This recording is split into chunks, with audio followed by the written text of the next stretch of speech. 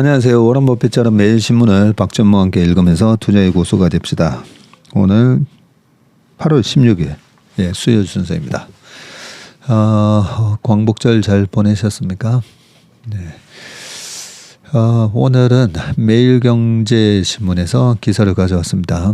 요즘 중국 여러 가지 안 좋은 얘기도 많이 들리기는 한데 중국 관련된 기사, 그리고 일본, 그리고 5.1달러 앞세워서 사우디, UAE도 AI 전쟁에 또 합류했다는 뉴스, 그리고 본물 터진 해외여행, 그리고 요즘 보험사 주가가 좋은데요. 하나생명 순이익이 68% 올랐고 삼성화재도 1조 돌파 이렇게 돼 있는데 보험사들은 왜 이렇게 수익이 잘 나는지 그 부분도 한번 보고요. 소형 위성 발사에 이어서 우주 플랫폼에 도전한다. 이런 기사도 있습니다. 우주도 자세히 보니까 아침에 저희가 회의하다가도 기업 분석을 이것저것 하다 보니까 앞으로는 통신 인프라가 전부 다 이제 우주 위성으로 다 바뀌는 그런 느낌이 들어가지고요. 완전히 그렇게 다 교체가 되지는 않겠지만 차세대 통신망은 위성이겠구나 이런 생각이 좀 들어서 앞으로 이 위성 관련해서도 좀 계속 기사를 체크해 볼 생각입니다. 중국 올여름 대졸자 1천만 명 쏟아져 정책 실패 우려에 통계 은폐라고 되어 있는데요. 항상 이 중국에서 나오는 또 이 통계치를 믿을 수가 없다. 이런 얘기가 좀 많긴 한데 그래도 봐야죠 뭐. 중국 경제 짙어진 그림자, 7월 생산, 소비 예상치 밑돌고 수출 2달 연속 두 자릿수 감소, 인민은행 돈풀기 효과는 미지수, 정권거래 인지세 인하도 검토하고 있고 옐런은 중국 경제 악화 미국에 위험하다. 이런 얘기 있습니다. 중국의 인민은행이 15일 단기 정책 금리를 전격적으로 인하하며 돈풀기에 나선 것은 중국 경제를 떠받치는 소비, 투자, 수출 등 주요 경제 지표가 빠르게 악화하고 있기 때문이고요. 아울러 매월 공개하던 청년 실업률 발표도 돌연 중단되며 중국 경제에 근본적인 의문점을 던졌다라고 되어 있습니다.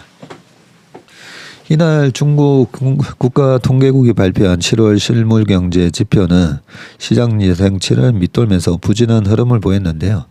중국의 7월 소매 판매는 3조 6,761억 위안, 우리나라 돈으로 약 676조 원으로 전년 동기 대비해서는 2.5% 증가했네요. 네, 한 달에 676조 원 소매 판매가 이루어졌네요. 이는 전월 증가율 3.1%는 물론이고 로이터가 집계한 시장 예상치 4.5%보다는 크게 낮은 수치라고 합니다. 소매 판매는 백화점, 편의점 등 다양한 유형의 소매점 판매 변화를 나타내는 것으로 내수 경기의 가늠자인데 중국 국내 총생산 GDP에 소비가 기여하는 비중은 통상 60%로 웃돌 만큼 소비 지출은 중국 경제의 핵심 동력이다. 각 나라에서 소비가 차지하는 비중이 얼마인지는 지난 월요일 날에 그 기사 관련해서 읽었었죠. 이에 중국 당국은 올해 리오프닝 이후 다양한 소비 진작책을 쏟아냈지만 경기 둔화와 디플레이션 우려에 소비 심리가 좀처럼 회복되지 못하고 있다라고 되어 있고요. 여기 소매 판매에 중국 인민들이 해외 나가서 물건을 사고 요거는 아마 잡히지 않겠죠. 신용카드 사용액으로는 잡히겠지만 GDP에는 아마 안 잡히는 걸로 알고 있습니다. 중국의 월간 소매 판매는 기저효과 등으로 올해 3월 10.6% 늘어난 이후 두 자릿수 증가세를 이어가다가 지난 6월 3.1%로 급격히 둔화가 됐고요. 7월 산업 생산은 전년 동기 대비 3.7% 늘어나는 데 그쳤는데 산업 생산 증가율 역시 전월 4.45%와 시장 예상치 4.5%보다 낮았다고 하네요. 중국 산업 생산은 공장, 광산, 공공시설 등의 총생산량을 측정한 것으로 제조업 경기 동향을 반영하면서 고용과 평균 소득 등의 선행지표로 활용이 된다고 합니다. 중국 생산 소비 부진 해가지고 소매 판매하고 산업 생산 이 그래프가 쭉 그려져 있는데 4월 달에 18.4에서 툭툭툭툭 떨어져 가지고 2.5까지 소매 판매가 떨어졌고 산업 생산도 5.6에서 3.7 그렇네요. 중국의 단기 정책 금리도 올 1월 달에 2.75였는데 지금 2.5 지난번에 2.65 낮췄다가 지금 2.5까지 그렇게 떨어져 있네요. 예. 예, 중국의 정책 금리로 쓰는 금리는 여기 나오지만 1년 만기 중기 유동성 지원 창구 MLF라고 하는 요 금리를 정책 금리로 그렇게 간주하고 있습니다. 중국 수출이 침체인 늪에 빠지면서 앞으로도 제조업 관련 지표의 부진이 이어질 것이라는 전망이 힘을 얻고 있고요. 중국의 6월과 7월 수출액은 전년 동기 대비해서도 각각 12.4%, 14.5% 감소하면서 두 달 연속 두 자릿수 감소세를 보였습니다. 농촌을 뺀 공장, 도로, 전력망, 부동산 등 자본 투자의 변화를 보여주는 1월에서 7월 고정자산 투자는 전년 동기 대비 3.4% 증가를 했는데 7월만 놓고 보면 전월 대비 0.2% 감소해서 투자가 좀처럼 살아나지 않고 있는 것으로 나타났습니다. 특히 중국 대형 부동산 개발 업체의 디폴트 위기가 빠르게 확산하는 가운데 부동산 시장과 관련된 지표도 부진한 모습을 보였다. 지금 헝다이에서 완다 문제가 불거지고 있죠.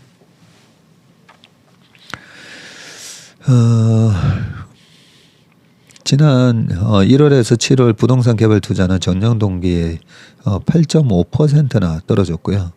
지난해 말 10%까지 하락했는데 올해 2월 5.7% 감소 수준으로 반짝 회복하는 듯 했다가 이후 다시 하락폭이 커졌습니다. 부동산 개발사의 자금 조달도 11.2%나 감소를 했고요. 전국의 1월에서 7월 누적 분양주택 판매 면적과 판매액도 각각 전년 동기 대비 6.5%, 1.5% 하락을 했네요. 7월 중국 실업률이 5.3%로 전달 5.2%보다 실업률도 소폭 상승을 했네요.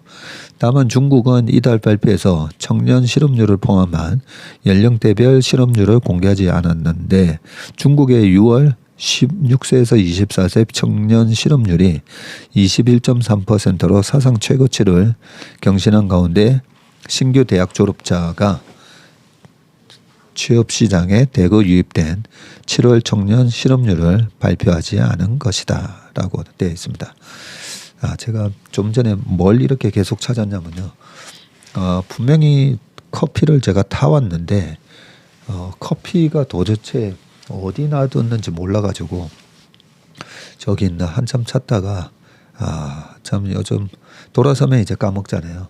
근데 분명히 얘기하다가 이제 목이 또 건조해지면 갈라질 때 마시려고 커피를 가져왔는데 이놈의 커피가 어디 갔나 한참 찾는데 커피 향이 커피 냄새가 계속 나는 거예요. 그래서 어디 있지라고 봤더니 바로 이 마이크 밑에 있었는데 이 마이크에 이제 가려서 안 보여가지고 근데 제가 좀 정신이 없습니다. 옛날부터 보면 어디 놔두고 오는 거 선수입니다. 놔두고 오는 거.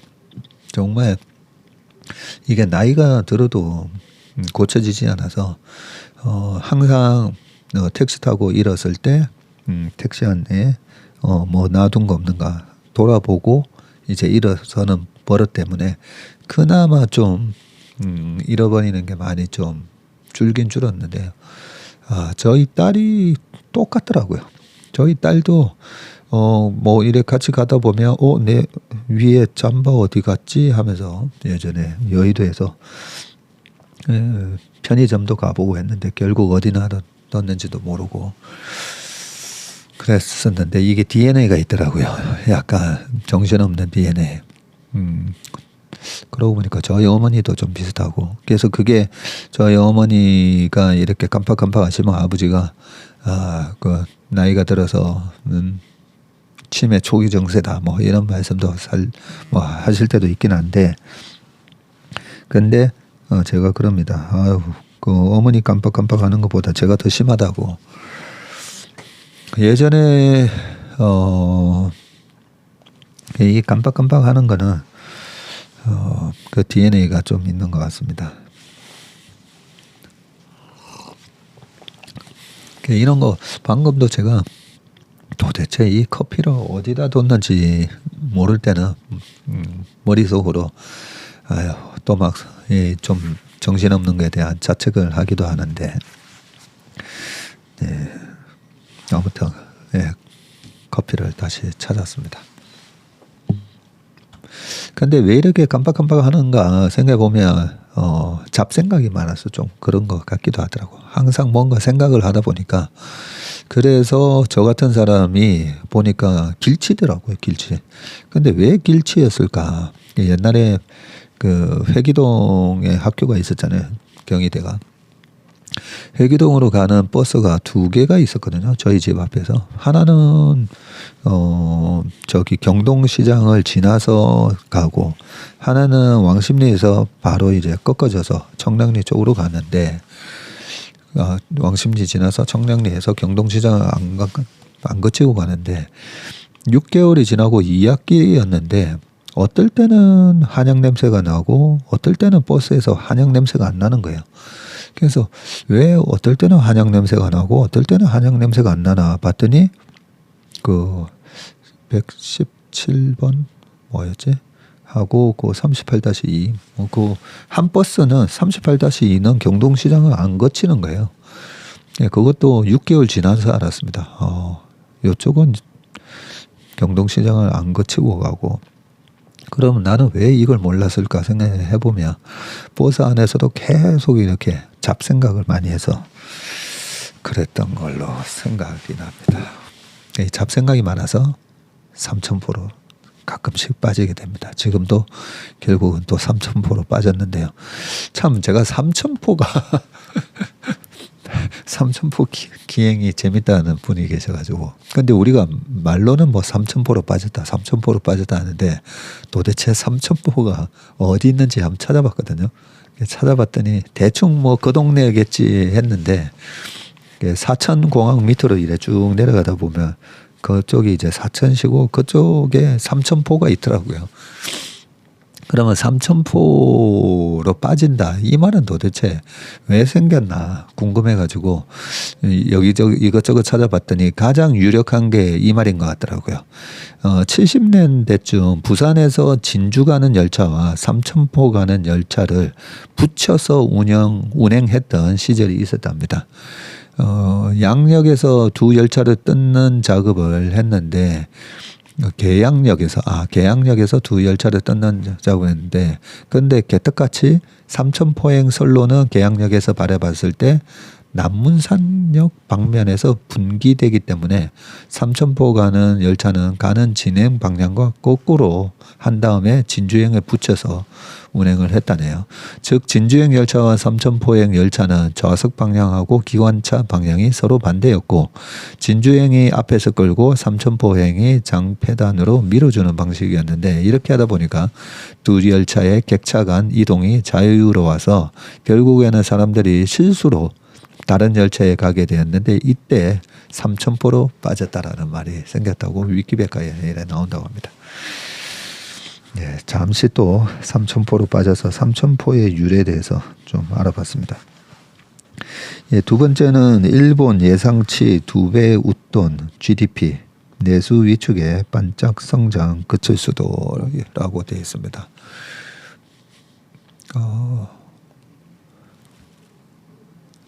일본이 예상치 2배 되는 GDP가 나왔다고 하니까 일본 경제가 주력 기업들 활약 속에 예상치를 2배 웃도는 성장세를 기록했다. 코로나 유행에 따른 세계 공급망 문제로 주춤했던 생산이 정상화되면서 주력 업종인 자동차를 중심으로 한 수출이 호조를 보인 것으로 분석이 되는데, 다만 일본 국내 총생산의 절반 가량을 차지하는 국내 소비가 감소세로 돌아서면서 지속적인 성장을 두고 복합적인 의견이 혼재한다고 하네요.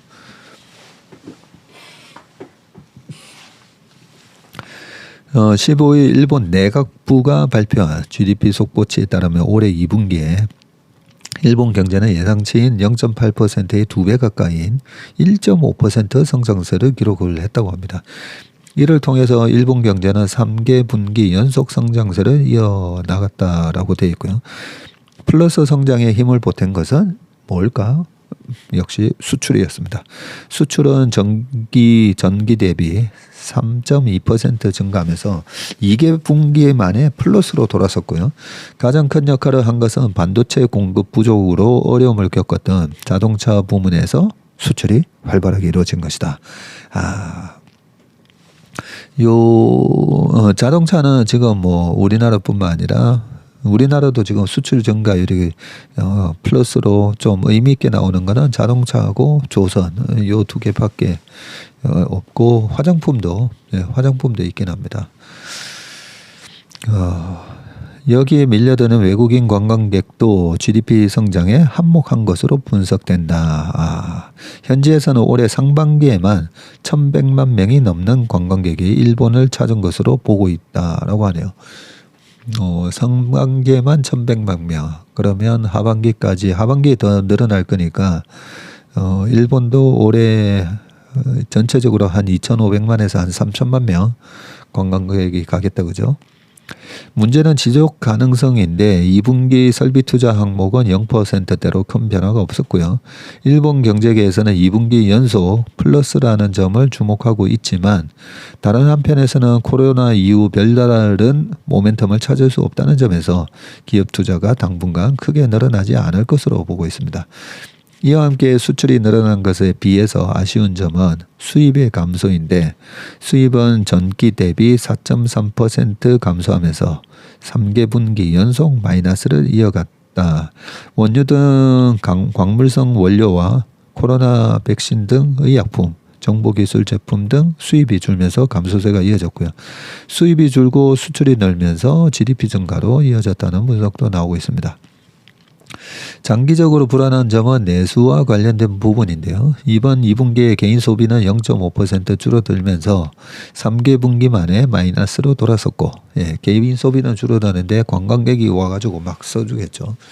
내수 감소의 가장 큰 요인은 물가 상승인데 올해 들어 일본 소비자 물가는 매월 3에서 4%씩 꾸준히 늘고 있습니다. 이달에도 3%가량 물가 상승이 예상되고 인플레이션에 따른 소비 감소는 일본 정부 예상보다 큰 폭인 것으로 분석됩니다. 일본 니혼 게이자이 신문은 내수와 관련된 부분은 우울과 둔감이 눈에 띈다고 우려했다. 무슨 말이에요? 내수와 관련된 부분은 우울과 둔감이 눈에 띈다. 우울할 정도로 안 좋다는 얘기인가 보네요. 코로나 유행 이후 경제가 정상화되고 있지만 물가 상승에 따라 전반적인 내수 소비 둔화가 우려된다는 것이다. 일본 GDP에서 내수가 차지하는 비중은 절반가량에 달한다. 라고 되어 있습니다. 이 기사를 읽다 보면 2012, 13 넘어갈 때 아베노믹스 하면서 일본 돈 풀고 그러면서 엔화 가치 떨어지고 엔화 가치가 떨어지면서 그때 당시 우리나라 원엔 환율이 1,500원 정도 하다가 12년 말부터 13년 막 넘어가면서 가파르게 1,000원까지 쭉 떨어지거든요. 그때도 일본의 니케이 225 주가가 쫙 올라갑니다. 네. 물론 그 주가가 올라갔을 때 시총 1위가 도요타였기 때문에 도요타 주가도 올라가고 그때부터 현대자동차 주가가 2013년에 반짝하다가 떨어지기 시작했다고 말씀드렸는데 그때랑 좀 뭐 여러 가지로 느낌이 좀 비슷한 면이 있는데 그때보다는 사실 좀 더 안 좋은 게 지금 일본 정부의 GDP 대비 부채 비율이 21년 말 기준으로 한 257%인가 뭐 저기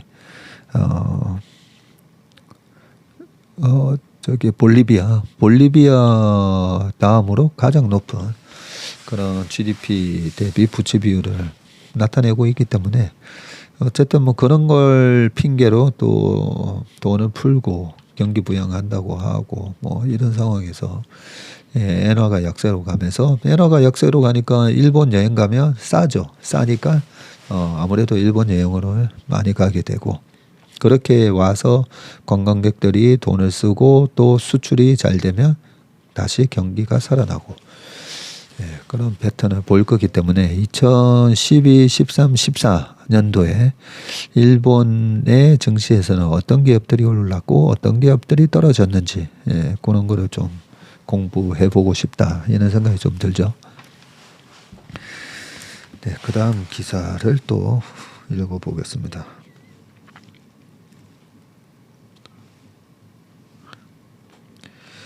그 다음은 오일 달러를 앞세워서 사우디 UAE도 AI 전쟁에 합류했다라는 부분이고요. 사우디가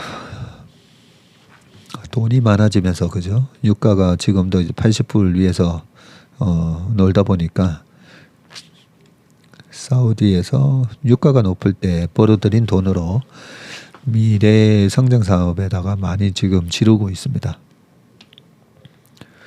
네, 사우디아라비아와 아랍에미리트가 자체 인공지능 AI 모델 개발을 위해서 엔비디아의 고성능 반도체를 대량 매입하고 있는 것으로 전해졌다. 최근 각국 정보기술 기업이 개방형 대규모 언어 모델인 LLM을 개발하기 위해서 엔비디아 반도체 확보전에 뛰어든 가운데 양대 석유 부국까지 가세해서 AI 군비 경쟁이 가속화되고 있다는 분석인데요. 14일 파이낸셜 타임즈는 소식통을 인용해서 사우디가 엔비디아의 최고급 AI 반도체 H100을 최소 3,000개 구매했다고 보도했고요. 이는 1억 2천만 달러 어치에 달하는 물량으로 우리나라 돈으로 한 1,600억에 달하는 물량으로 개방형 LLM을 개발 중인 사우디 킹 압둘라 과학기술대 카우스트가 올해 말까지 수령할 예정이라고 합니다. 참고로 사우디는 세금이 없습니다. 네, 제가 미국에서 MBA 할 때 그때 사우디에서 아람코 직원이었던 것 같았었는데 그때 당시에 MBA 왔는데 2명이었는데요. 되게 성격 좋습니다. 막 얘기해 보면 유머러스하고 그럴 수밖에 없는 게 세금이 없다고 하면서 되게 느긋하잖아요 보면. 사우디 타임이라고 이 자기네들도 사우디 타임이라고 있다고 하면서 약속을 1시에 만나자고 했으면 거의 1시 반에서 2시 사이에서 만나는 게 사우디 타임이라고 뭐 그렇게 얘기를 했습니다. 다시 기사로 돌아와서 H100은 AI 개발에 없어서는 안 될 고성능 그래픽 처리 장치 GPU죠. 하위 버전 반도체 격인 A100보다 학습 속도를 9배 향상시켰고요. 젠슨 왕은 H100은 생성형 AI용으로 설계된 세계 최초의 칩이라고 소개를 하기도 했고요. 개당 가격이 4만 달러입니다. 4만 달러. 5,300만 원 정도 하는데 A100보다 2배 이상 또 비쌉니다. 오픈 AI는 자사가 개발한 챗봇, 챗GPT의 기반 모델인 GPT-4의 A100을 약 1만 개 활용한 바 있다고 합니다. 이런 가운데 또 다른 석유 부국인 아랍에미리트 역시 엔비디아 반도체 확보전에 가세를 했고요. 파이낸셜 타임즈는 아랍에미리트가 자체 개발한 개방형 LLM인 펠콘 개발을 위해서 엔비디아 반도체 수천 개를 확보했다고 전했네요. 파이낸셜 타임즈에 따르면 두 석유 부국은 작년 에너지 가격 급등에 따른 원유 수입 횡재에 힘입어서 세계에서 가장 큰 국부 투자 펀드를 운영하고 있는데 이 두 나라는 원유 수입으로 구축한 자본을 토대로 탈석유와 산업 다각화를 적극 추진하고 있으며 AI 기술 개발은 이들이 중시하는 분야라고 하네요. 이들은 막대한 자금력을 바탕으로 반도체를 사들여서 AI 기술 자급에 열을 올리고 있는데 UAE는 이미 2017년부터 세계 최초로 AI 부처를 설립하는 등 AI 분야 선구자로서 입지를 강화하기 위해서 지속적으로 노력을 해왔네요. UAE 기술혁신연구소가 자체 개발한 펠컨은 한동안 세계 최고 수준의 LLM으로 평가된 바가 있다고 합니다. UAE 산업개발국 관계자는 이번 반도체 구매를 통해서 정부 차원에서 추가적인 LLM 모델과 클라우드 서비스를 개발할 계획이라고 말을 했네요. 파이낸셜 타임즈는 UAE는 자체 컴퓨팅 능력을 소유하고 중국이나 미국에 의존하지 않는 자체 플랫폼을 갖기를 원한다고 하면서 이를 수행할 수 있는 자본을 보유했으며 최고의 글로벌 인재를 유치하고 있다고 소식통이 전했네요. 사우디도 역시 자체 AI 기술 개발에 박차를 가하고 있는데 이 카오스턴이 이번 구매 물량을 사용해서 오픈 AI의 챗GPT-4와 유사한 LLM 모델을 구축할 계획이라고 하고요. 아울러 자체 개발한 슈퍼컴퓨터 샤인3의 연내 가동을 목표로 하고 있다고 합니다.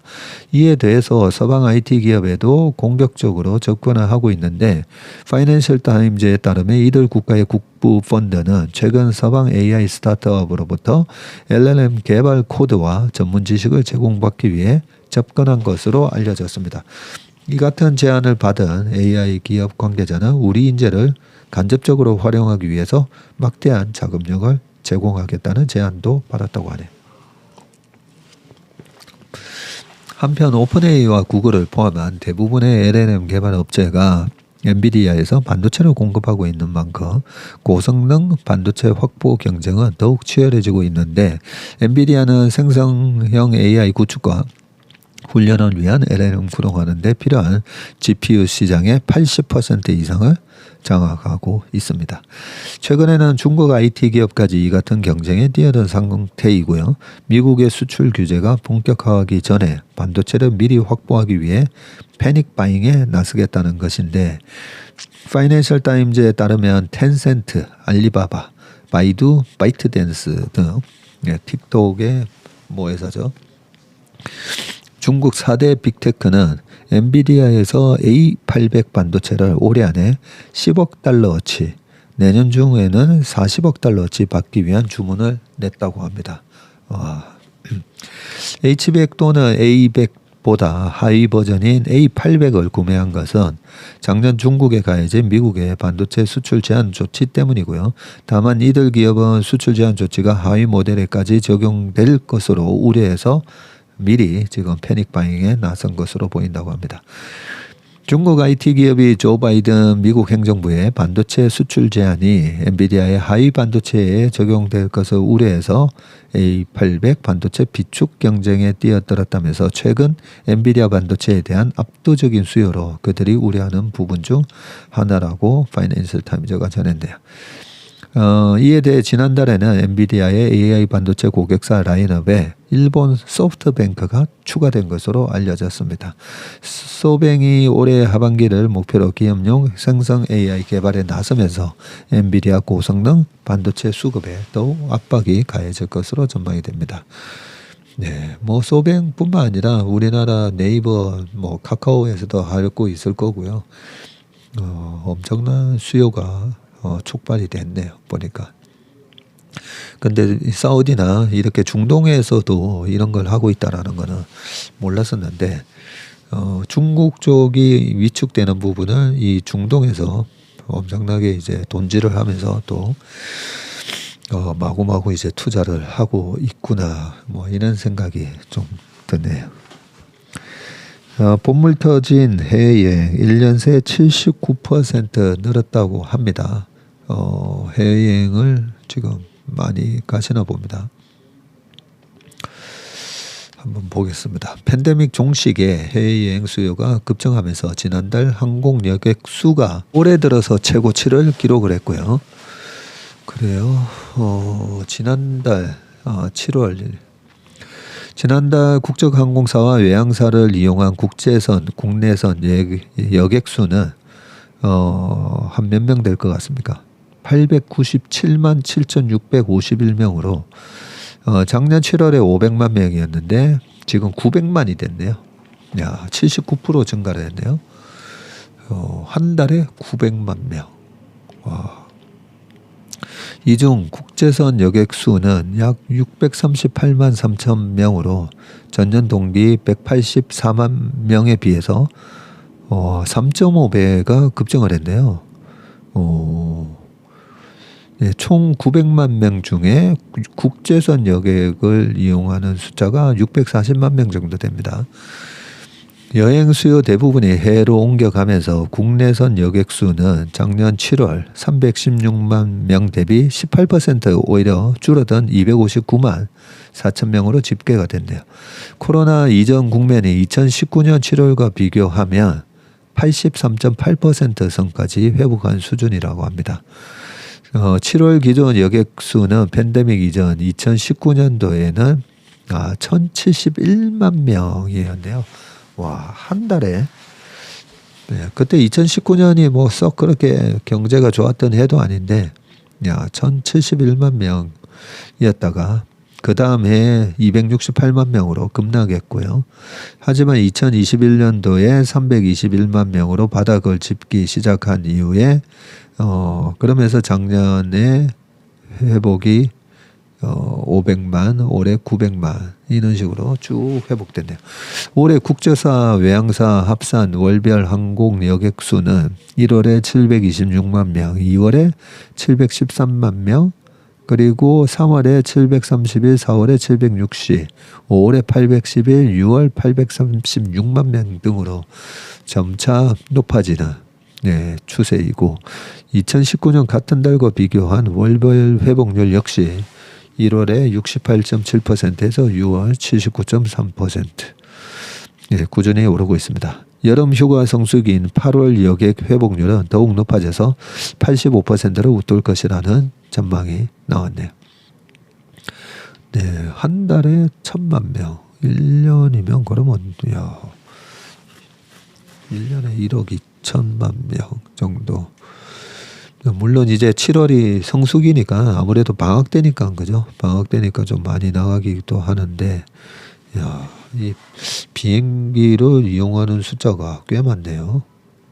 그러면 우리나라 5천만 인구에 1,000만 명 이러면 거의 5명 중에 2명이 비행기를 탄다는 말이잖아.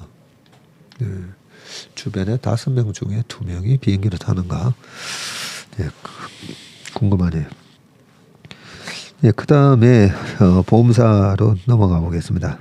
한화생명 순이익 68% 증가했다고 돼 있고 올해도 들어와서 어떤 주식들이 쭉 올라가나 이렇게 쭉 보다 보면 삼성생명 이런 회사 주가가 의외로 주가가 좋더라고요. 그래서 물론 이제 금리가 떨어질 거다 했다가 금리가 계속 고공행진을 해주니까 고공행진해주고 손해율이 떨어지면 제일 좋은 거죠. 네, 그런 차원에서 주가가 나쁘지는 않겠다라고 이익이 나쁘지는 않겠다라는 생각을 했지만 한번 읽어보겠습니다.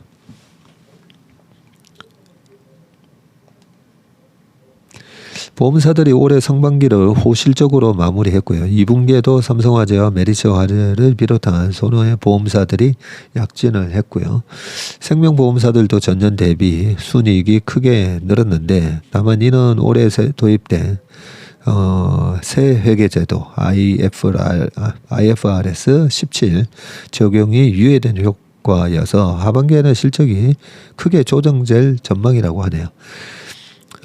삼성화재는 반기 순이익 1조 원을 넘기면서 역대 최고 실적을 기록했고요. 올 상반기 누적 당기 순이익이 1조 2,151억 원으로 전년 동기 대비해서 27.4%나 늘었습니다.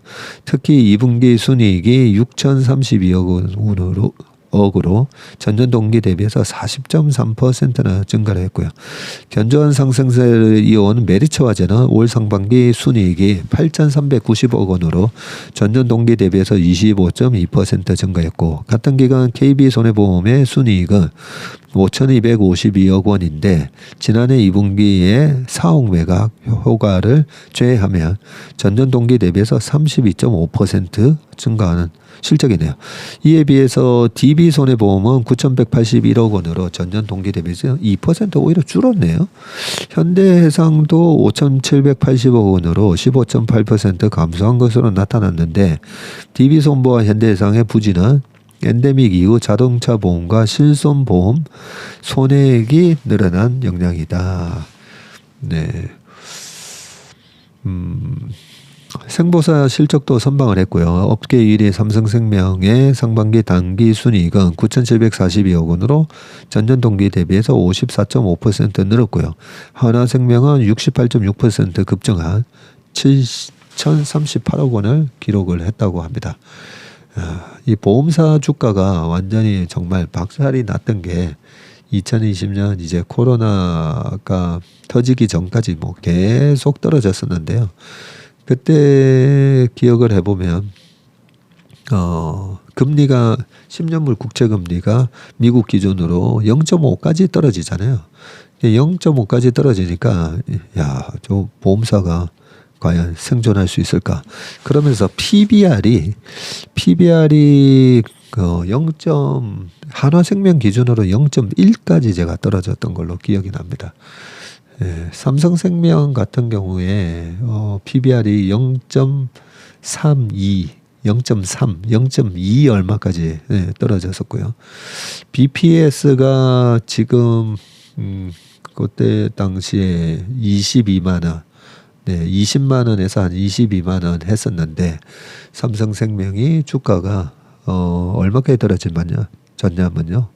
코로나 때 31,700원까지 떨어졌고 지금 68,000원인데 3만 원대까지 떨어졌으니까 BPS가 20만 원대인데, 그죠? 여기 BPS가 20만 원인데 3만 원까지 떨어졌으니까 PBR 0.15배까지 떨어졌었네. 예, 그런데 지금 주가가 올해 들어와서도 올해 들어와서는 그렇게 많이 오른 건 아니네요. 작년 연말에 71,000원이었다가 많이 빠졌다가, 그리고 보통 이제 고배당 주식들은 보면 연초에 1, 2, 3월 달에 쭉 빠지잖아요. 1, 2, 3월 달에 쭉 빠지면서 62,000원 정도까지 빠졌다가 최근에 이제 좀 올라왔네요. 배당 수익률이 4.33% 나온다라고 돼 있는데, 중요한 거는 배당을 꾸준히 계속 지속할 수 있는가인데, 20년, 21년, 22년도에 2,500원, 3,000원, 3,000원, 주당 배당금을 그냥 변동 없이 꾸준히 줬네요. 사실 이게 중요한데요, 보면. 배당 당기 순이익이 또 크게 줄지를 않았었네요. 코로나 때 1조 3천억, 21년도에 1조 6천억, 작년에 1조 7천억, 올해 2조 1천억, 뭐 이런 식으로 당기 순이익을 예상을 하고 있으니까 생각했던 것보다는 그렇게 실적이 나쁘지 않았었네요, 보니까. 네. 배당을 꾸준히 지면 이런 주식은 이제 떨어지면 3만 원까지 떨어졌을 때는 거의 3천 원 주는데 3만 원까지 떨어지면 배당 수익률이 10%가 되니까 거기서 이제 배당 매력을 느끼면서 또 주가가 올라가고 이런 식으로 반복된다고 볼 수가 있습니다. 예, 그 마지막 기사는 한번 읽어보시고요. 소형 위성 발사 있잖아요. 위성에 그 얘기가 나옵니다. 위성 시장이 어느 정도까지 성장하는가? 저는 항상 이제 시장 성장 먼저 체크해보고 그 다음에는 그 시장 성장을 주도하는 주도하는 기업. 그 주도하는 기업이 거의 다 보면 이제 이런 신성장 산업은 미국이 주도하잖아요. 그러면 이제 미국 기업이 뭔지, 그 미국 기업이 뭔지를 보고 그 밑에 우리나라의 그 밸류 체인에서 우리나라에서 수혜를 받는 기업이 뭔지 뭐 그렇게 체크하는 건데, 여기서는 한국 로켓 스타트업 이노스페이스라는 그 비상장 기업에 대해서 소개가 돼 있는데, 그거 말고 밑에 이제 쭉 읽다 보면 시장 규모가 이렇게 나옵니다. 과학기술정보통신부가 발간한 우주산업 실태조사 보고서에 의하면 세계 우주산업 규모는 2016년도에 3,391억 달러, 그러니까 약간 한 400조, 2016년도에만 하더라도 400조 정도 되는데 21년도에 3,860억 달러로 커졌는데 2040년에는 1조 달러를 넘어설 것으로 예상한다고 합니다. 근데 2040년이면 너무 많이 남았는데 17년이나 남았잖아요. 아무튼 이 우주 시대가 우리한테는 스타워즈나 이런 영화 보면 공상 만화 영화 같아서 재미가 없는데, 미국 사람들은 스타워즈에 열광하잖아요. 왜냐하면 다가올 미래라고 생각하기 때문에 그렇거든요. 그런 측면에서 저는 미국의 우주 영화 이런 거는 빠지지 않고 다 보려고 합니다. 뭐 마르스 뿐만 아니라 인터스텔라 이런 거 있잖아요.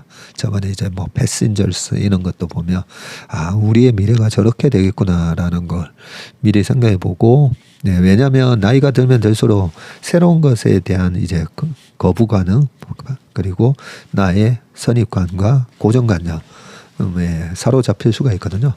그래서 항상 미래의 영화, 헐리우드에서 만들어지는 미래 영화 되게 좋아하고 잘 봅니다. 그 속에서 이제 투자의 아이디어를 얻을 수가 있으니까요. 요 마지막 기사는 한번 읽어보시길 바라겠습니다.